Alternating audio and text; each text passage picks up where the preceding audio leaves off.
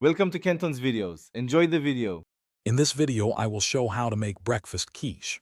First, ensure you have all your ingredients ready, including a pre-made or homemade 9-inch pie crust. Preheat your oven to 375 degrees Fahrenheit to ensure it's perfectly hot when your quiche is ready to bake.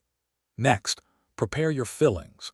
This could be anything from shredded cheese and sautéed vegetables to cooked bacon or ham. Having everything prepped makes the assembly process smooth and quick. Now let's create the creamy base for your quiche. In a large bowl, whisk together 4 large eggs with 1½ cups of milk or cream until well combined. For seasoning, add about 1/2 teaspoon of salt and a pinch of black pepper to the egg mixture. Once your egg mixture is ready, carefully layer your prepared fillings, such as cheese, vegetables, or meats, evenly into the bottom of your pie crust. This ensures every slice gets a delicious variety. With your fillings in place, it's time to add the egg mixture. Gently pour the whisked egg and milk mixture over your layered fillings in the pie crust, making sure it's distributed evenly.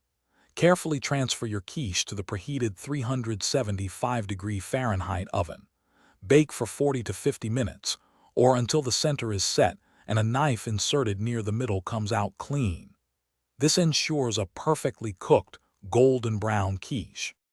Once your quiche is out of the oven, resist the urge to cut into it immediately.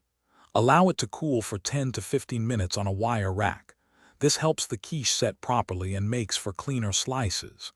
Then, you can cut it into generous wedges and serve it warm for a truly delightful breakfast or brunch.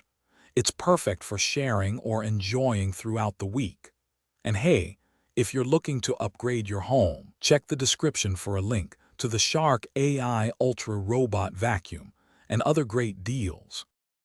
Thanks for watching. Consider subscribing if we helped you.